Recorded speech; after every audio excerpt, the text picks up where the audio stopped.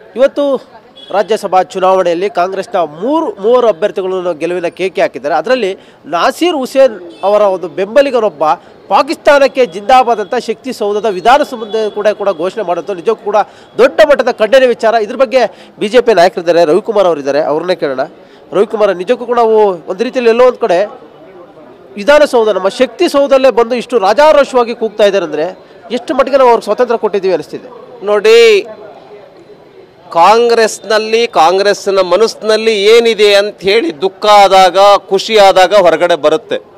ಹಾಗೆ ಕಾಂಗ್ರೆಸ್ ಪಾರ್ಟಿಯ 3 ಜನ ಅಭ್ಯರ್ಥಿಗಳು ರಾಜ್ಯಸಭಾ ಚುನಾವಣೆ ಇವತ್ತೇನು ನಡೀತು ಗೆದ್ದ ತಕ್ಷಣವೇ ಜಿಂದಾಬಾದ್ ಜಿಂದಾಬಾದ್ ಪಾಕಿಸ್ತಾನ್ ಜಿಂದಾಬಾದ್ ಅಂತ ಘೋಷಣೆಯನ್ನು ಕೂಗಿದ್ದಾರೆ.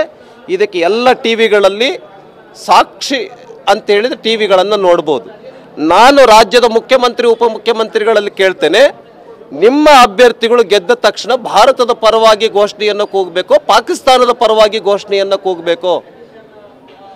ನ್ಯಾಯಯುತವಾಗಿ ಭಾರತಕ್ಕೆ ಜಯವಾಗಲಿ, ಭಾರತದ ಸಂವಿಧಾನಕ್ಕೆ ಜಯವಾಗಲಿ ಅಂತ ಘೋಷಣೆ ಕೂಗಬೇಕಾಗಿತ್ತು.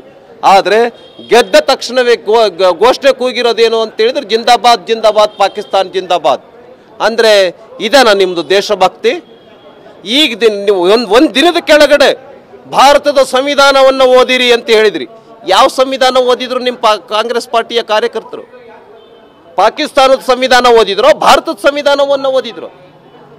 ಇದ್ರ ಬಗ್ಗೆ ಮುಖ್ಯಮಂತ್ರಿಗಳು ಯಾವ ಕ್ರಮವನ್ನು ತೆಗೆದುಕೊಳ್ತಾರೆ? ಉಪಮುಖ್ಯಮಂತ್ರಿಗಳು, ಗೃಹ ಮಂತ್ರಿಗಳು ಇವರು ಈ ಒಂದು ದೇಶದ್ರೋಹಿಗಳ ಬಗ್ಗೆ ಯಾವ ಕ್ರಮವನ್ನು ತೆಗೆದುಕೊಳ್ತಾರೆ ಅಂತೇಳಿ ನಾವು ವೆಯ್ಟ್ ಮಾಡ್ತಾ ಇದ್ದೀವಿ.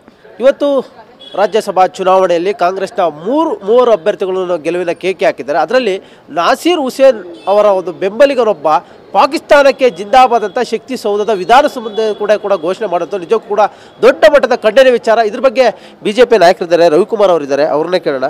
ರವಿಕುಮಾರ್, ನಿಜಕ್ಕೂ ಕೂಡ ನಾವು ಒಂದು ರೀತಿಯಲ್ಲಿ ಎಲ್ಲೋ ಒಂದು ಕಡೆ ವಿಧಾನಸೌಧ ನಮ್ಮ ಶಕ್ತಿ ಸೌಧಲ್ಲೇ ಬಂದು ಇಷ್ಟು ರಾಜಾರೋಷವಾಗಿ ಕೂಗ್ತಾ ಇದ್ದಾರೆ ಅಂದರೆ ಎಷ್ಟು ಮಟ್ಟಿಗೆ ನಾವು ಅವ್ರಿಗೆ ಸ್ವಾತಂತ್ರ್ಯ ಕೊಟ್ಟಿದ್ದೀವಿ ಅನಿಸ್ತಿದೆ. ನೋಡಿ, ಕಾಂಗ್ರೆಸ್ನ ಮನಸ್ಸಿನಲ್ಲಿ ಏನಿದೆ ಅಂತ ಹೇಳಿ ದುಃಖ ಆದಾಗ, ಖುಷಿ ಆದಾಗ ಹೊರಗಡೆ ಬರುತ್ತೆ.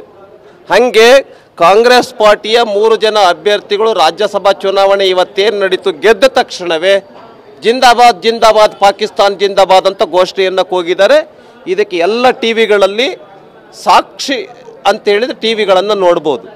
ನಾನು ರಾಜ್ಯದ ಮುಖ್ಯಮಂತ್ರಿ ಉಪಮುಖ್ಯಮಂತ್ರಿಗಳಲ್ಲಿ ಕೇಳ್ತೇನೆ, ನಿಮ್ಮ ಅಭ್ಯರ್ಥಿಗಳು ಗೆದ್ದ ತಕ್ಷಣ ಭಾರತದ ಪರವಾಗಿ ಘೋಷಣೆಯನ್ನು ಕೂಗಬೇಕು, ಪಾಕಿಸ್ತಾನದ ಪರವಾಗಿ ಘೋಷಣೆಯನ್ನು ಕೂಗಬೇಕು. ನ್ಯಾಯಯುತವಾಗಿ ಭಾರತಕ್ಕೆ ಜಯವಾಗಲಿ, ಭಾರತದ ಸಂವಿಧಾನಕ್ಕೆ ಜಯವಾಗಲಿ ಅಂತ ಘೋಷಣೆ ಕೂಗಬೇಕಾಗಿತ್ತು. ಆದರೆ ಗೆದ್ದ ತಕ್ಷಣವೇ ಘೋಷಣೆ ಕೂಗಿರೋದೇನು ಅಂತ ಹೇಳಿದ್ರೆ ಜಿಂದಾಬಾದ್ ಜಿಂದಾಬಾದ್ ಪಾಕಿಸ್ತಾನ್ ಜಿಂದಾಬಾದ್. ಅಂದರೆ ಇದನ್ನ ನಿಮ್ಮದು ದೇಶಭಕ್ತಿ?